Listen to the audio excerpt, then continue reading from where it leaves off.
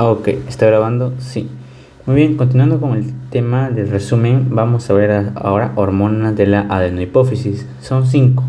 En primer lugar tenemos a las corticotropas, luego encontramos a las tirotropas, luego encontramos a las gonadotropas, a las lactotropas y a las somatotropas. Las corticotropas, la principal de ellas tenemos a la ACTH llamada corticotropina, que va a ser una hormona que consta de 39 aminoácidos, que va a influir principalmente en las glándulas suprarrenales que se encuentran encima del riñón, principalmente en una zona que se denomina corteza. Pero luego vamos a ver, si estudiamos más a fondo, que de esa corteza influye más en una zona que se llama zona fascicular y una zona que se denomina zona reticular. Esto es muy importante, la corticotropina de 39 aminoácidos. ¿Por qué? Porque en esa zona se va a producir, por ejemplo, en la zona fascicular se produce cortisol y en la zona reticular se produce hormonas gonadales, principalmente las DEA, que es ya la vamos a ver en otro video, pero son hormonas que también se encargan de regular, en este caso, el metabolismo y producir hormonas también, de hormona sexual prácticamente también, y es importante.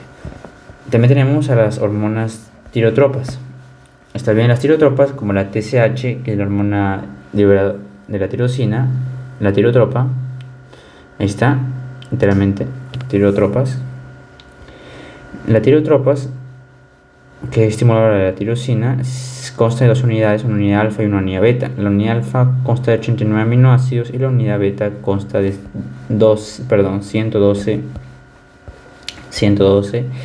aminoácidos. Esto es muy importante con respecto a la adenohipófisis, que estimula la liberación de estas hormonas. Hormonas gonadotropas, vamos a encontrar la FSH, que es la folículo estimulante, y la hormona luteinizante, que su cantidad va a ser similar a esta, pero no lo especificado, es importante tenerlo en cuenta. Las hormonas lactotropas, que la principal ley es la prolactina, la PRL, que consta de 198 aminoácidos. Y las hormonas somatotropas, que es la hormona de crecimiento, que es una hormona peptídica, conjunto con la prolactina, ahí están, que consta de 191 aminoácidos. Ahora vamos a ver las células adenohipofisiarias que responden a hormonas hipofisótropas. Las células de la adenohipófisis responden a hormonas que están directamente en el hipotálamo. Claro, porque se envían la señal, es como que si el hipotálamo recolectase toda la señal que existe en el encéfalo y sumado a ello al sistema endocrino, y envía una hormona denominada hormonas hipofisótropas para regular o estimular la liberación de la adenohipófisis, y la adenohipófisis estimula la liberación hacia otros órganos diana, que lo vamos a ir viendo cómo es todo esto.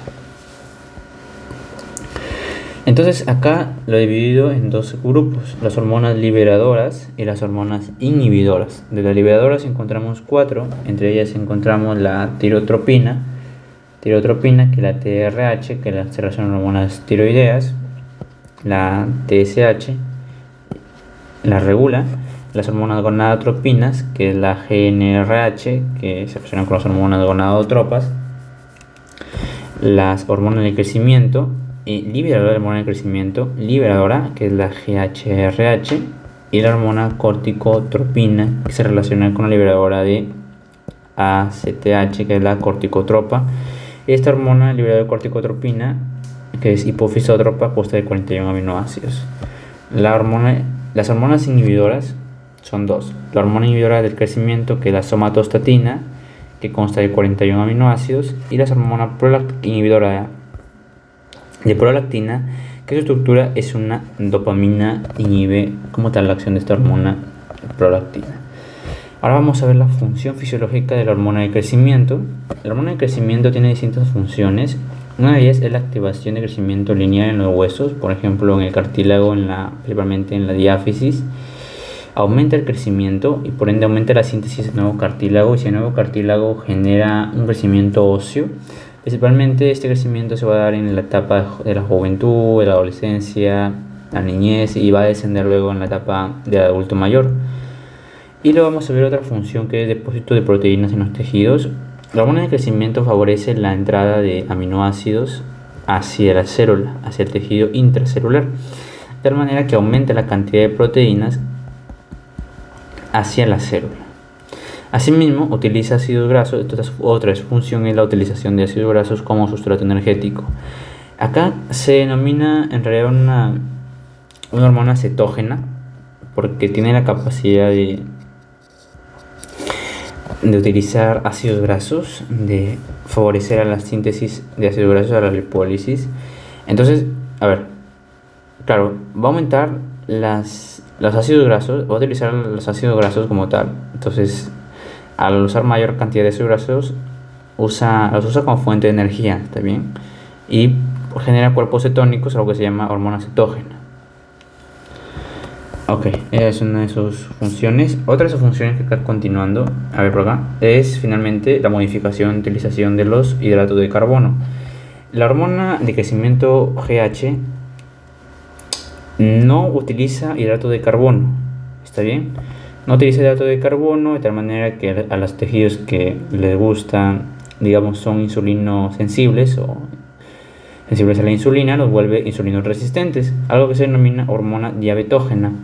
Es decir, que al no querer hidrato de carbono, porque la fuente de energía es principalmente el ácido graso, la glucosa se queda ahí, aumenta la glucosa en sangre, aumenta la glucosa en sangre, aumenta la glucosa en sangre y el tejido no responde, la insulina se eleva y hoy hay un paciente que tiene la insulina elevada y la glucosa está ahí, tiene elevada glucosa, glucemia. Perdón, sí, creo que está bien el término. Está bien, entonces genera síntomas parecidos a un paciente con diabetes tipo 2. Sin embargo, este paciente no presenta, se podría decir, una mayor cantidad de grasa abdominal o visceral. Es parecido, son hormonas diabetógenas. Finalmente, vamos a ver las somatomedinas y los efectos anabólicos de la hormona de crecimiento. Las somatomedinas son un intermediario, justamente lo tengo acá. Las hormonas de crecimiento actúan de dos formas: puede actuar de manera directa, ella misma, hacia los distintos órganos, o puede actuar de manera indirecta a través de las somatomedinas o factores insulinoides llamados IGF, factores insulinoides o infactores insulinoides, y la más que se producen, claro, en el hígado. La más conocida es la somatomedina C, que es una hormona que consta de 70 aminoácidos y va a mediar el crecimiento de distintos órganos o regiones de otros tejidos. ¿Está bien? Es importante recalcar que alguien que le inhibe a la hormona de crecimiento es la somatostatina, que ya hemos visto que va a ser una inhibidora. Justamente creo que casi he visto la somatostatina, que son hormonas hipofisótropas, hormona inhibidora de la hormona de crecimiento. La somatostatina, que es una hormona que consta de 14 aminoácidos, justamente acá está, 14 aminoácidos, a ver, ahí está, 14 aminoácidos, la va a inhibir. Asimismo, cuando existe, cuando se manifiesta cantidades elevadas de hormona de crecimiento, por ejemplo en los ayunos, cuando hay un déficit de proteico, un déficit de ácidos grasos, entonces, oye, nosotros estamos ayunando, entonces el cuerpo va a necesitar producir energía y aumentar la síntesis de hormona de crecimiento a partir de ácidos grasos, por ejemplo, o no haber proteicas, quiere decir no haber proteínas, necesita proteínas o aumenta la síntesis de aminoácidos. La entrada de aminoácidos será intracelular para que produzcan la generación de proteínas. O cuando no hay ácidos grasos, actúa y aumenta la lipólisis, en este caso de ácidos grasos, que contiene distintos tejidos y genera mayor cantidad de ácidos grasos cuando no se consumen. Y de esta manera es un resumen de las 4 siguientes páginas del libro, el compendio de Guyton. Espero que les haya gustado. Gracias. Muchas gracias.